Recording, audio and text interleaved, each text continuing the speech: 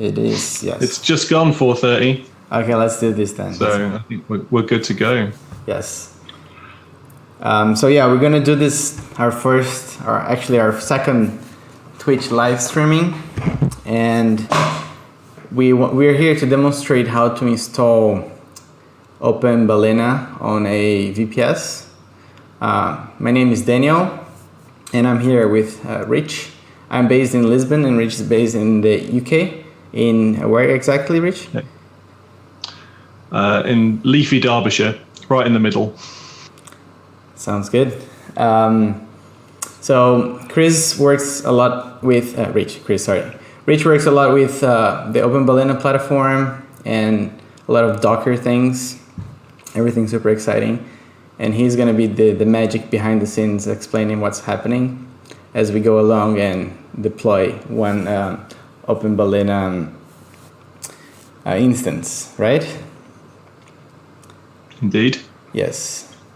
So I don't know, do you want to start just telling a little bit about OpenBalena, what it is, and not get into technical, but what does it do? Sure. So OpenBalena is the core of our Balena Cloud platform. So we take that and then we add on top of it with features and other niceties that we want to obviously sell to our customers. But the core technology at the heart of what Balena does is all part of OpenBalena. So it's the control center, if you like, as a simple way of thinking about it. So all of your devices will connect in. They still talk to the OpenBalena core platform on the inside. We can push down the software to those devices. We can access those devices remotely. And all the good stuff that you're going to be used to using. The nice thing with OpenBalena, though, is it's something that you can put inside your infrastructure. You can have control over it. You can modify the code if you wish. You can add to it. You can extend it. It's a really fantastic project, and we're really excited about it. And as Daniel says, yeah, I spend a lot of my time working on this product or project, whichever way you want to say it. But yeah. Yeah, it's pretty good. So it's pretty much whatever happens with Balena Cloud. So it's like, I wouldn't say it's a fork, but it's an open version that everybody can run in their own infrastructure if they desire. They're like, for example, companies who want to have a backup plan or run something that's not connected to Balena, so they can run their own instances and manage and do everything they want. Or even if they desire, because it's an open source project, they also can develop sometimes specific solutions that only works for their platform or for their needs. So I think that was one of the main reasons that OpenBalena started. And it was initially released last year, right? At the end of the year. Yeah, around about October time, I think it was. Yeah. Yeah. Yes, so it's still, there's still a lot to be working on. Things are moving pretty fast. But it's a really, really exciting project that we would like to show you about. I think it's worth saying at this point that it's not a production-ready piece of software. Like, I wouldn't recommend that somebody goes and just deploys their all of their infrastructure onto this today. It's certainly not by any means unstable, but yeah, we're still developing a lot of the support infrastructure around it and how we want to help people with this. That being said, the ones and the zeros that are in there are the same ones and zeros that we use on our cloud platform. So it does do what it's supposed to do. And it's actually a fantastic way of really understanding how a lot of our core stuff really works. So yeah, it'll be really interesting to see you get this set up. Yeah, it's super exciting. Especially, like, for example, for me, I don't actually code anything of the OpenBalena, but I just from outside I see how fast everything's moving and how complex the system is actually pretty crazy. But it's super exciting. Like, the next few months, I think a lot is going to change and it's going to get more stable, but you can already start deploying projects to it. That's what we want to do now here in this stream. So to get started, we set up a VPS on Linode. It's just like an Ubuntu machine with 4 gigabytes of RAM, And I don't know, Rich, if you want to talk about what's happening in the back. Like, we're not going to go through the entire setting up of the server from the beginning, from like installing the machine and installing Docker. But I think Rich would like to tell you at least the basic things that you should have on the machine ready and running before you start doing what we're going to do now. Yeah. So, as Daniel's said quite rightly, we have gone to a very common cloud provider, took a pretty basic, I think, is it 4 gigs of RAM or something, Dan, the server? Yes, exactly. So it's quite modest. It's not. It's nothing special. It's running an Ubuntu base OS. On top of that, we've installed the latest version of Docker, and the instructions and stuff like that we just follow straight from Docker's website. There's nothing special about how you have to install it to get this running. We have just made sure from like a firewalling perspective that there's nothing sort of going to block the ports that we want to use.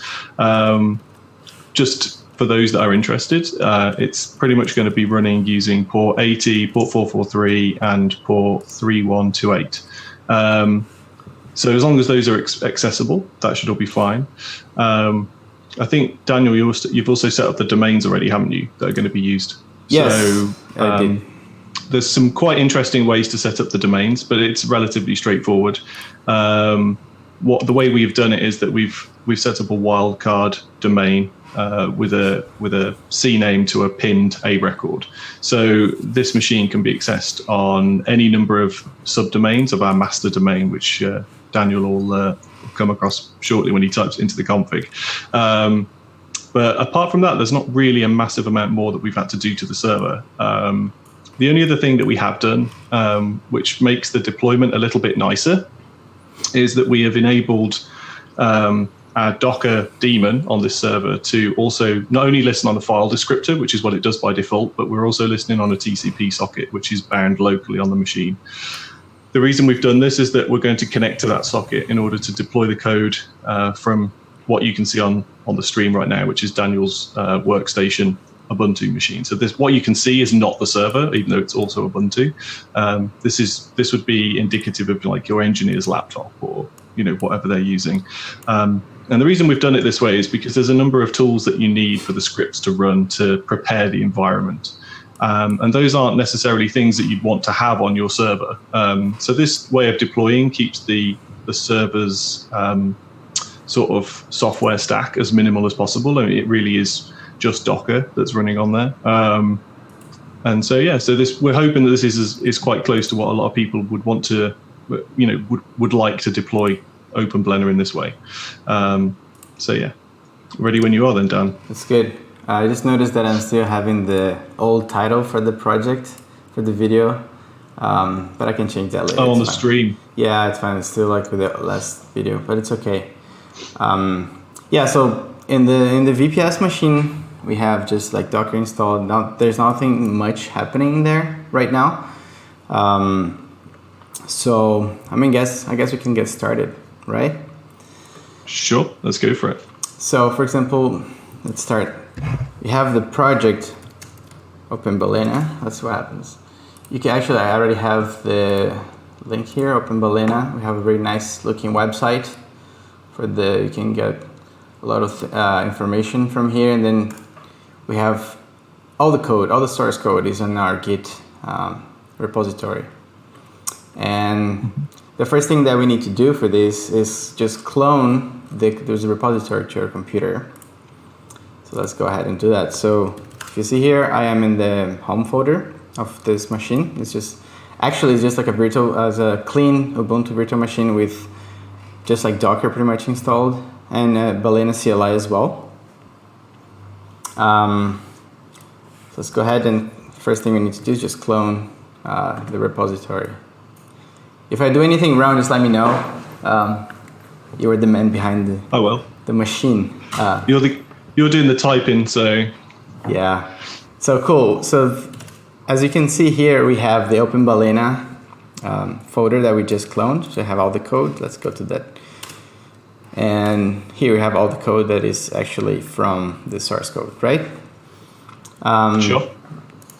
And then what we do now, we have to do a quick start script, right? Yeah. So obviously, every single install of OpenBalena is slightly different. So what we've done is create a quick start script, which will create the configuration that you need in order to get it up and running for your environment.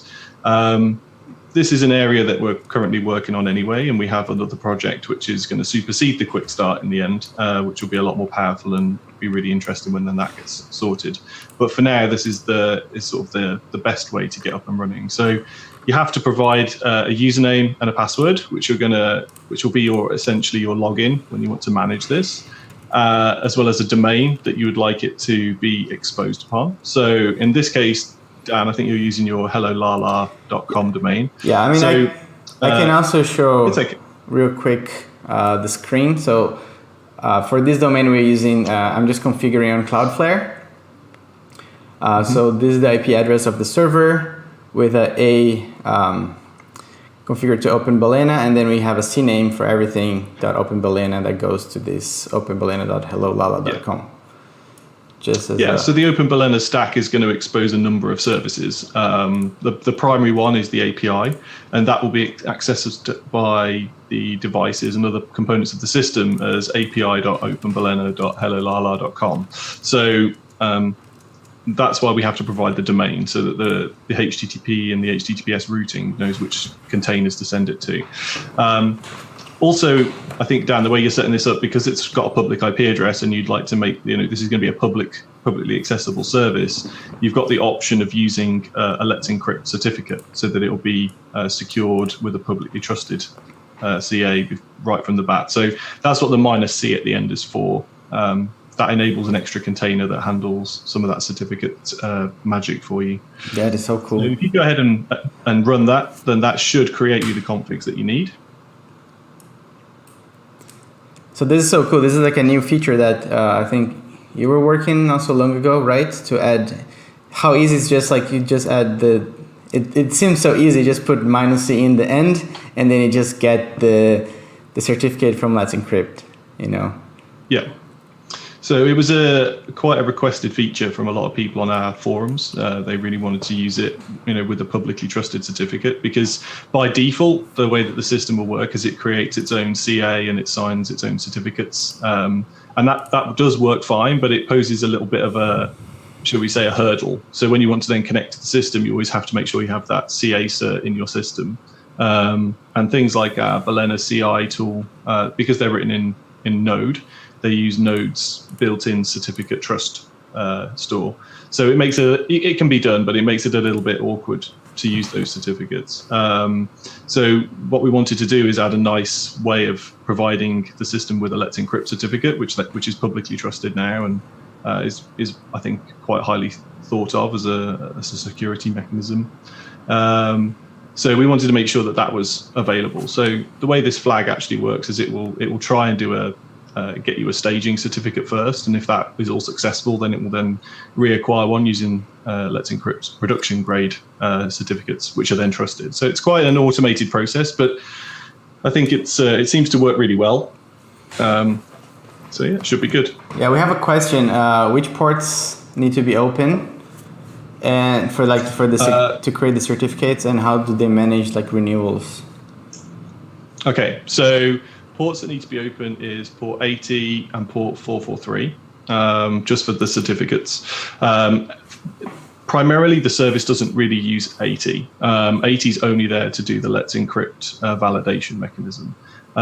We are looking at extending the container that does this to include the DNS-based validation, but there's a few quirks with that we wanted to. So we thought we'd sidestep that for now, get something out there that will work with the domain validation. HTTP validation. So in terms of renewals, that container will handle that for you. So alongside the OpenBalena service stack containers, there's also a certificate provider container, which goes off and sort of sets up all the things with Let's Encrypt and then starts that process of validation. And at the end, it ends up with a certificate, which it injects over into the main HA proxy container of this stack. So it's quite a complex sort of interaction between those containers, but the overall result is that HA proxy sees a change to a certificate and just reloads its config. So whenever that certificate is renewed by the certificate container, HA proxy just restarts itself and uses the new certificate. So it's handled for you. Yes. Then this person is asking if for renewals, then you just need the 443 port open. Oh, yeah, also need the 8A afterwards. I'm not sure, but as long as the standard Acme protocol can be adhered to, then it should be fine. So the only thing listing on port 80 from this stack is our certificate provider container, and that is only listening during any form of issue or renewal process. So there shouldn't really be any risk in leaving it open. What about the port 3128? I think we need that as well on the server. So 3128 is kind of optional in many ways. So 3128 is actually for our tunneling service, and it allows you to connect into the Open Balena service stack and then make an on-bound connection to your devices, which are connected to Open Balena over VPN. So for things like if you use the Balena CLI tool, there's a tunnel command that relies on that port 3128 in order to make those tunnels. So that's the reason that that's open. Cool. Yes, I think that answers the question. Cool. So let's go ahead.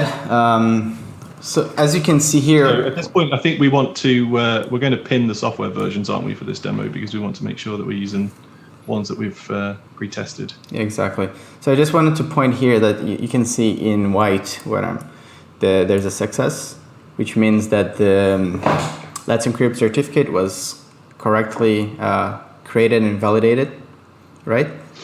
No, it's not done. It hasn't done the Let's Encrypt certificates yet. So this is all the internal setup. Okay. So what that's saying is that it's now ready for you to launch it effectively. So it has all of the configuration ready to go. The Let's Encrypt certificates will happen at runtime. So once it's fired up, then that will all kick in. That sounds good. Okay, so we have to just change one file, if am I correct? That's right. Let's see, where am I? It's the... So you want to modify it's in config and then activate. So config, activate. Activates the file. So yeah. Oh, wait, sorry. Do you have Nano? Yeah, I have Nano. I probably have Nano. It always comes, right? Okay, so there's all... So yeah, if you can put it anywhere you like, top or bottom. But effectively, all this is the lines we're going to add. Just pin the software versions that we want to make sure we're running for this demo. Okay. So done. Okay. Yep. Back to the folder, and okay, now guys, we can fire it up the. Okay, so first of all, before we do this, it's worth pointing out that the Compose and all of the Docker Compose stuff that we're going to run is running on your machine, right? But we're going to bring in the Docker socket from the server so that all of the operations are going to happen in the cloud. Yeah. So you're going to need to. Have you got another terminal open that you can do the SSH tunnel with? Yeah, let's make a new one. Just leave it open. And so this is just your normal sort of SSH connection, but we're just going to open. I can't remember the port now. Is it 2376? Yeah, 2376. That we opened. Yep. And we're going to bring that into our local 2376. And then the IP address, like. Yep. I think it's this one, right? Sure. All right. So. Cool. So you just need to leave that open so that the tunnel stays open. Yes. And then in your main window, you need to do an export of the Docker host environment variable. Yes. So for that, I think I have it. I have it in my cheat sheet here. So that's the one. Yes. So Docker host to the local IP address, like the local host, and the same port that we just SSH'd. That's okay, right. That's so now if you do, you can test this has worked because you can just do a Docker PS and it should give you, there's no containers. We're happy with that. So yeah, that's now actually talking to your server in the cloud. So now you've just followed through the process as normal and you should find it deploys this straight up to your server. Yeah, that's perfect. So I don't have Docker running on my local machine. It's just we are connected to the VPS server, which has the Docker running. So That's why we're doing the tunneling. So magic. All right, so I guess we can go ahead and fire up the OpenBalena instance, right? Sure. So the instructions are actually they're given out to you at the end of the quick start, which is quite nice. But it should just be a simple compose up -D, because we don't want to leave it attached. And this is where it should all. I just want to show here because this terminal that I'm showing that I have open now is just like a watch Docker PS on the server, on the VPS. Okay. So this terminal that I'm in the foreground here, I'm showing it's our local machine, and then as soon as I start the script, it's going to start creating the containers and downloading the volumes and everything on the server, and then we're going to start in a few seconds. It's going to start popping up on this Docker, this watch Docker PS, which is pretty cool as well. Yeah, I really like this idea that you have to just like tunnel to the server and do everything local. Yeah. So I guess now just like wait a few seconds while things download and build, right? Yeah, I mean the images are quite big, some of them. So there can be a few hundred megs to download to get this running. But yeah. So for the OpenBalena, I think with around 2 gigabytes of RAM, it's already okay. I think the more the better. Yeah, that's the thing. It depends how intensively you're going to use the system. So the OpenBalena stack doesn't include a builder. So in terms of any kind of software build, it doesn't do that for you. So when you push your software to it, you're actually building it locally on your machine. So all you're doing is pushing the ones and noughts onto the server's registry. Whilst you do need a certain amount of memory for it to operate, it's not hugely processor intensive. So yeah, I mean 2 gigs sounds reasonable. I tend to stick to around 4, but only because I have it available to me, so I use it. Yeah, that makes sense. Yeah, looks like that worked. So yeah, so like if you look here in the back, this is the server, and then all the containers are already up and running. Yeah. Do you have any idea how much space do you need? How much like hard drive space? Yes. It very much depends again on how many images and stuff you're going to push to the system. I think typically in my own development container, I normally have about 64 gig, and I've never come close to filling that. So I would say that really sort of any modest VPS system that you can get nowadays, I think they normally come with sort of upwards of 30, 40 gigs. I think you'd probably be okay, certainly to test it and get started. But then, yeah, I mean, obviously, if you go into a more production-ready side of things, you probably would want to make sure that you've got ample storage. Yeah, but still, it's pretty cool. Any VPS nowadays, if you spend less than $40 a month, should be enough to have a nice instance. For example, this one from Linode is like it's a decent machine, and it costs like $10 a week, which is nothing. So it's okay. It's pretty good. So we have OpenBalena running. Right? It looks like we do. Yeah. So do you want to do some? We can do some quick checks. Oh, right. So the compose script that you just ran with the up flags on it, that's like a helper script. So it wraps a lot of stuff in the background, but effectively it's sat on top of Docker Compose. So you can actually do pretty standard Docker Compose commands with that. So if you want to look at the logs, then you'd have scripts compose logs and then the name of the container. So if you want, you can take a look at the HA proxy container. And we should probably see that it's restarted or reloaded a few times. So I just like logs. Do logs. And then HA proxy. Anything else? That's it? No, that should be good. Okay, have all. There we go. So we can see that it's reloaded itself there. So if you just scroll up a bit, it's reloaded itself twice, which is a good sign. So the first time when it reloaded, it will have been when it was testing itself and using a staging Let's Encrypt certificate. And then because that will have worked, it will have then gone off and got a production Let's Encrypt certificate. So you should find now that if you do, we can do a nice little curl test against the API and see if it comes back as okay. So if you do a curl and then it's the HTTPS api.openbalena.hellolala.com and then /ping at the end.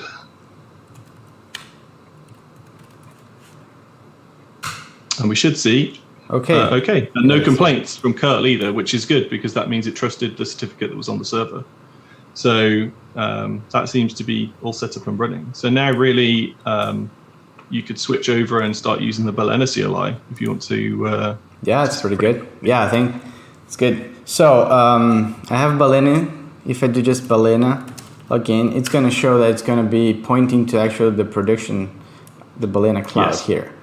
So that we need to change. We need to point our Balena CLI to our instance of the Open Balena. So for that, just cancel here. And it's just like we just need to run a variable, which is this one.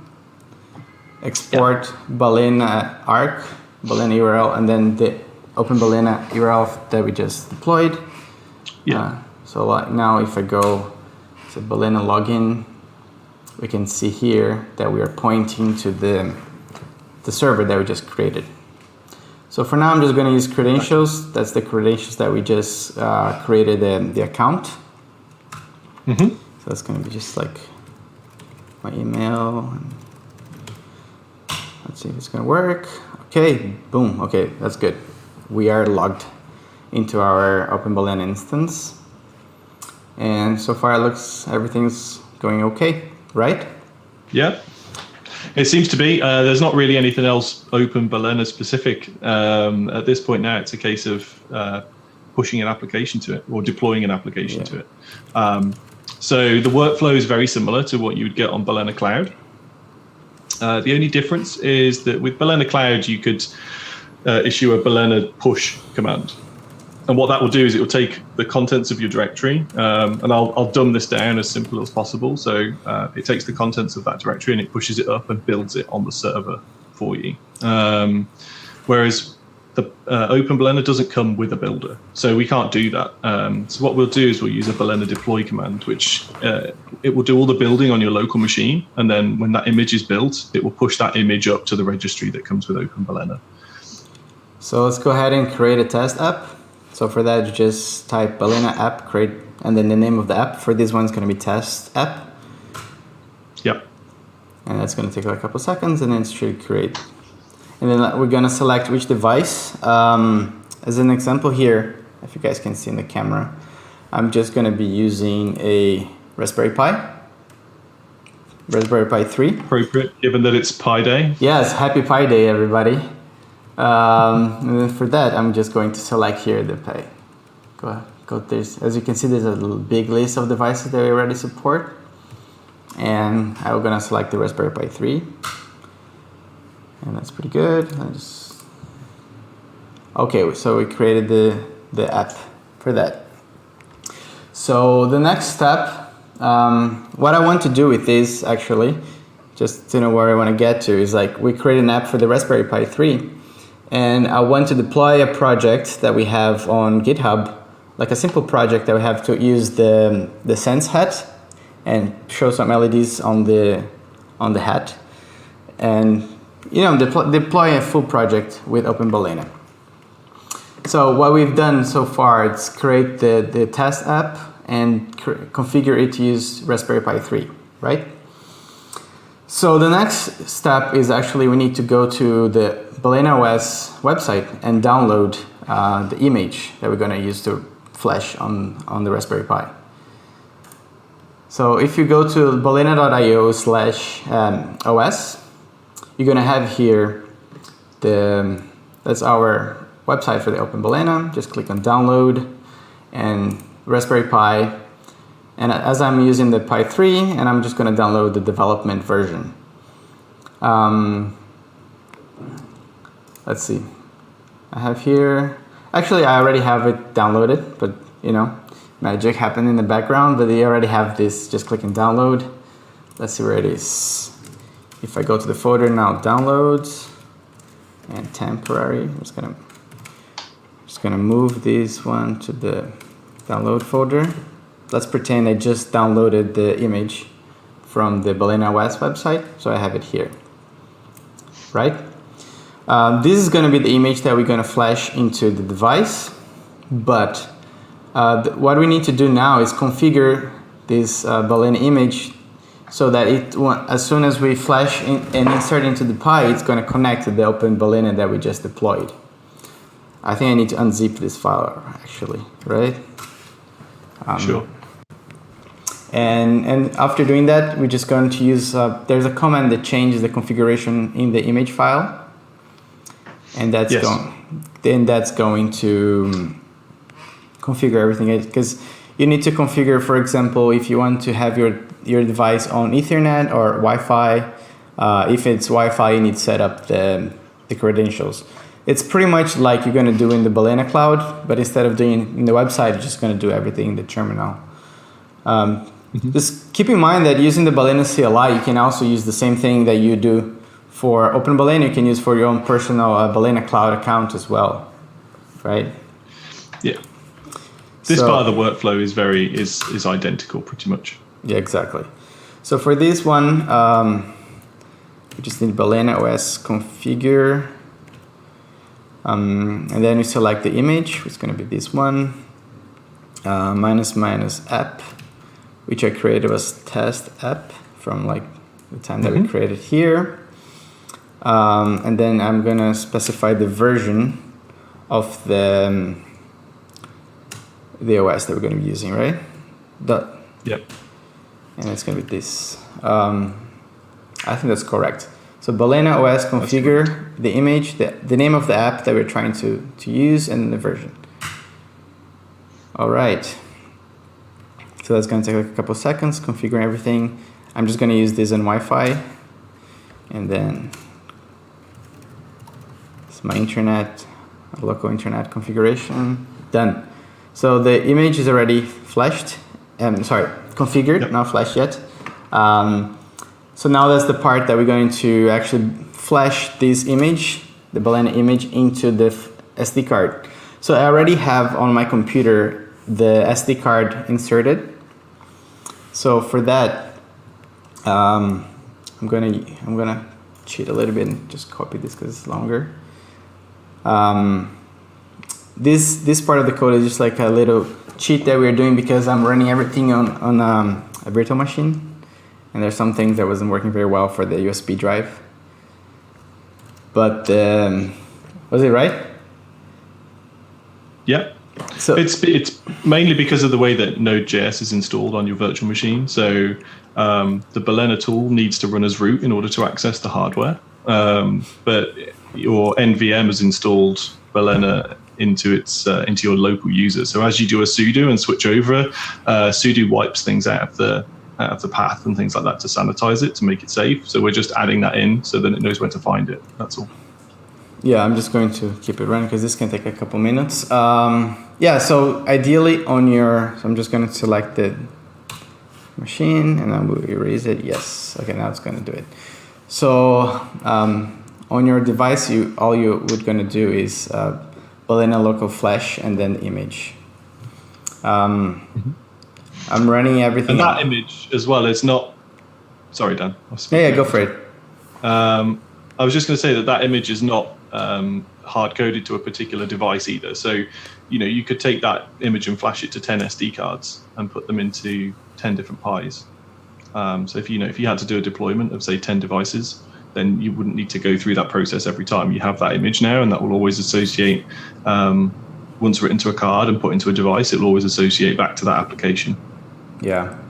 So yeah, guys, we just I think I should just have done this a little bit before to flash, but because we're setting up everything on the spot on the live stream, I couldn't really done this before, if I'm correct. So I just wait a little bit. You guys can get some water. I don't know if anybody who's watching have any questions about Open Balena. Just feel free to ask on the stream.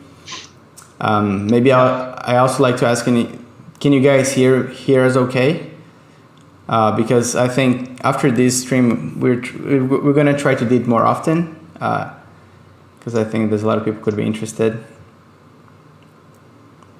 So you guys can hear us. yeah, this is a pretty crazy setup that we're doing here for me and Rich to work together.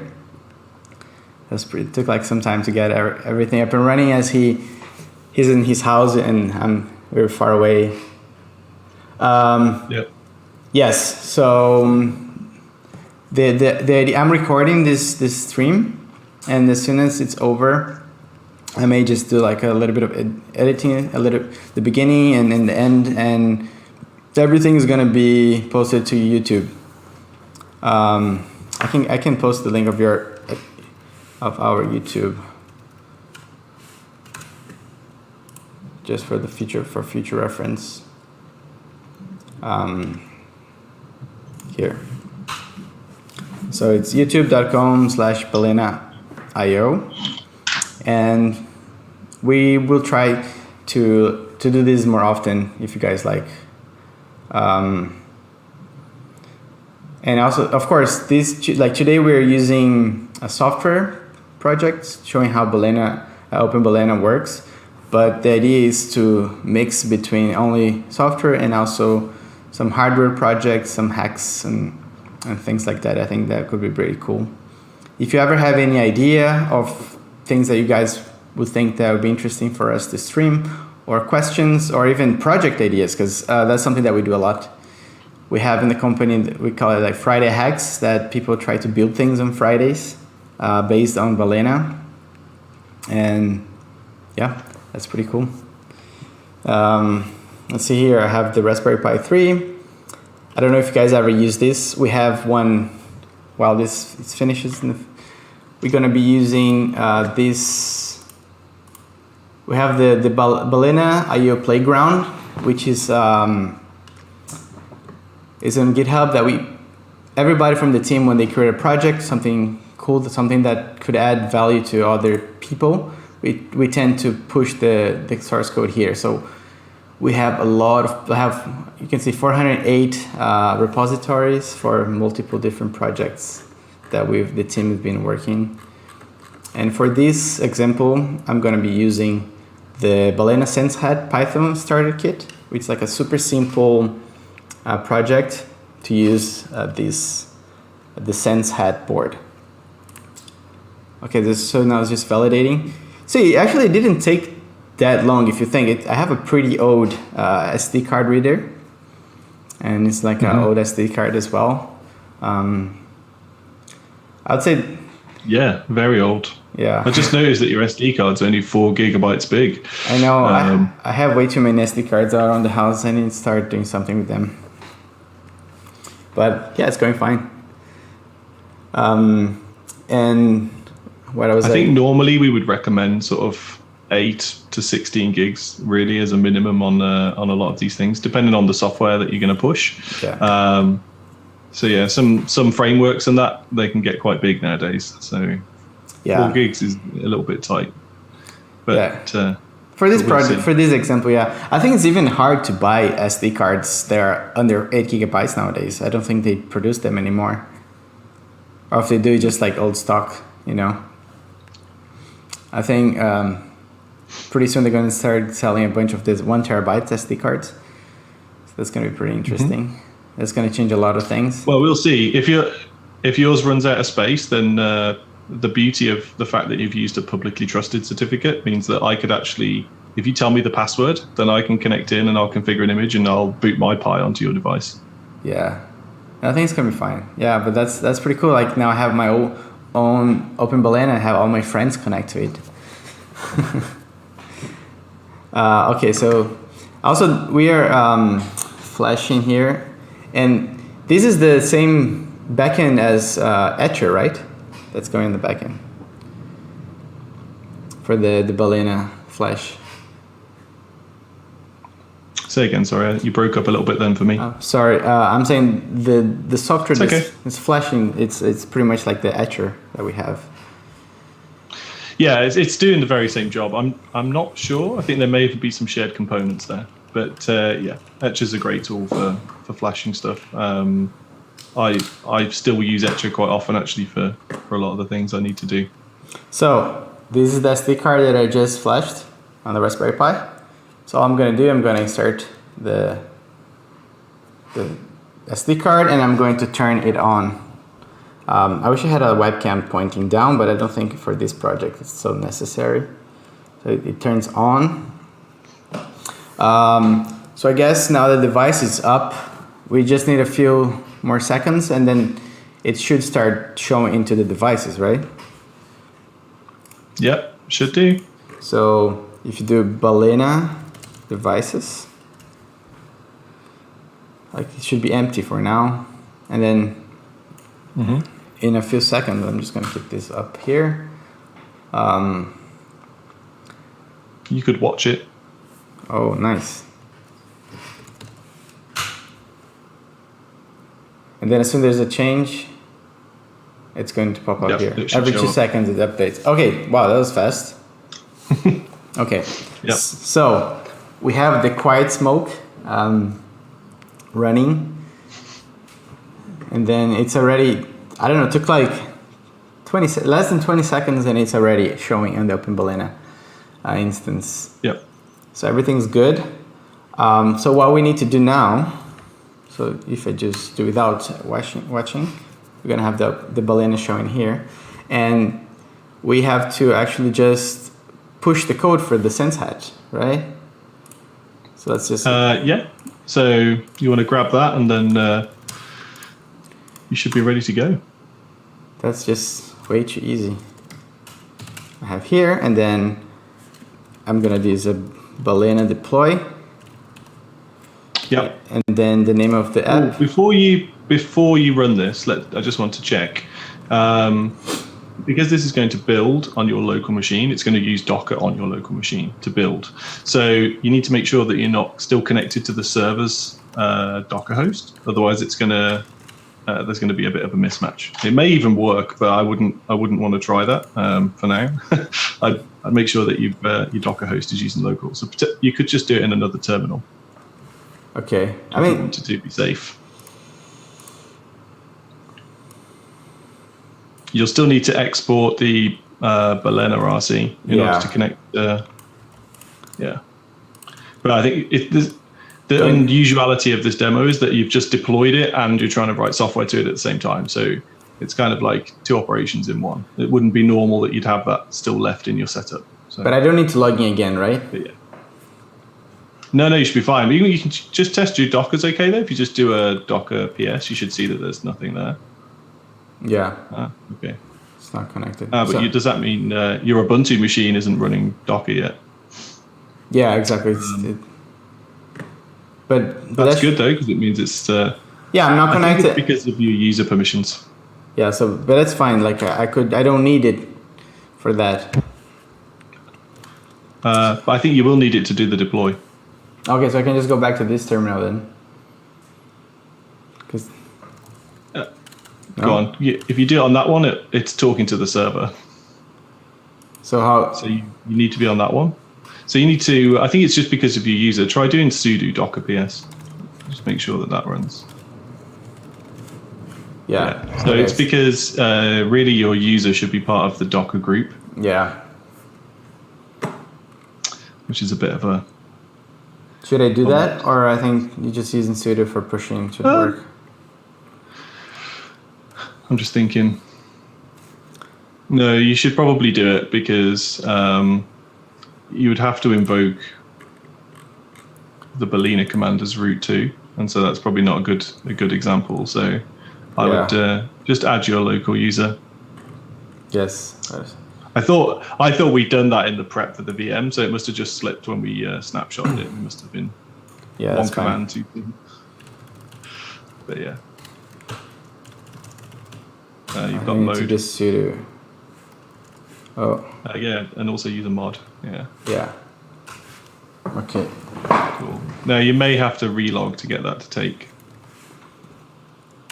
Let's open new tab. Oops. Yeah. And just try Docker again. Docker PS. Yeah, I think you might have to log out and log back in. Can a new window should do? No. You have to log out and log in. Yeah, I don't want to do that.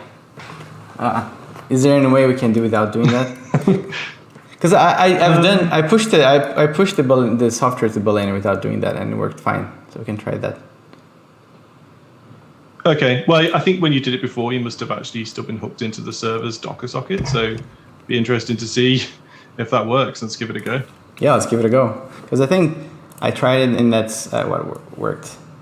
So it's going to be like Balena deploy, and then test app, the name of the app. Emulate, because we are going to build on the Linux image for the ARM processor for the Raspberry Pi. And let's just put logs and then build, right? That's going to be a test. Let's see if it's going to work. I mean, worst case, I can just like restart the machine as well. Just goes like the what did it's emulated, isn't it? Oh, yeah. Sorry, my bad. It's okay. I think anyway. If memory. Yeah, it is emulated. Yeah. Okay, yeah, that was the problem. So just so people can see. So it does work by using the server's Docker socket as well. So I can see here the default LED screen here, it's only white. Okay, so the SenseHat example that we have running from this started project, it's going to I think show the Balena icon on the LCD screen, on the LED matrix, and just write Balena. So we can actually see. So what is happening probably now is just deployed the software for the container on OpenBalena, and it's probably downloading the code onto the Raspberry Pi right now as we speak. So I guess we can just wait a little bit, and if everything goes to plan, it should just change this LED. It should. Yeah, I think last time I've done that didn't take that long. I mean, I think this project is not too big as well. You can see here. So because old. you have a development image, then you could, and the device is local, you could SSH in and look at some logs if you wanted, or you could just use the Balena CLI and do Balena logs and then the UUID of the device. And that would give you some indication of what's happening. So we need to get the UUID. So Balena devices first, and then we get this is the ID. Okay, so Balena logs, and then this one, right? It might need to be the full UUID, but we'll see. Okay, so it's downloading the image. So if you do logs, and I think it might be -T.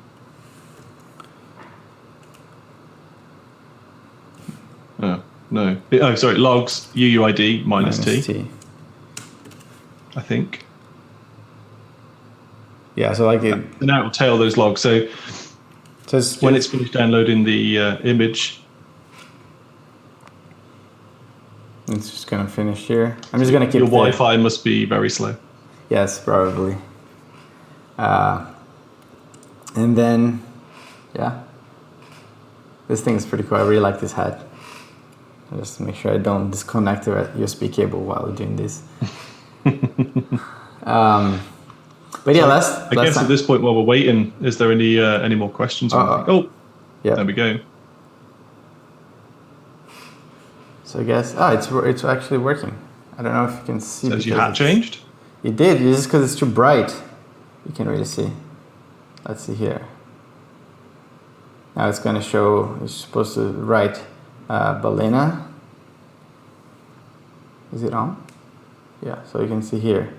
That's supposed to be Balena logo. Oh, there we go. Can you see? Yeah. Yeah. And then it's gonna say Balena. Oh, beautiful. And then it's gonna go back to the logo. It takes like a couple of seconds, then it go back. But anyway, so as you can see, this is actually working. So just recapping what we've done so far, we installed OpenBalena on the server. We configure everything, and we downloaded a image like the Balena OS into the Raspberry Pi, configure it to connect to the OpenBalena that we set up, and then we pushed a project. So this Raspberry Pi is now connected to our OpenBalena that we just set up. And I think that's it, right? I don't know if there's anything else that we need to talk about. It's pretty Congrats, much, man. yeah, it worked. I'm pretty happy. I don't know if anybody who's who's watching would like to ask any questions before we finish the streaming. Yep, I can stick around for a bit. Yeah. I guess not. Well, but anyway, it was pretty good. Thank you. We're going to post this video later on YouTube. I post the link on the chat as well. And just keep an eye on what's happening with OpenBalena. A lot of things are going to be changing in the next coming months. I think the team is pushing updates very fast, and that's pretty cool, pretty exciting. Thanks so much, Rich, for this. I think that was a lot of fun. You're welcome. I hope it was pretty good for others watching as well. I had a lot of fun. And thanks, everybody. Have a good evening, wherever you are, or good morning, I guess, depending where you are. And have a good one. Thank you, everybody. Bye-bye. Bye.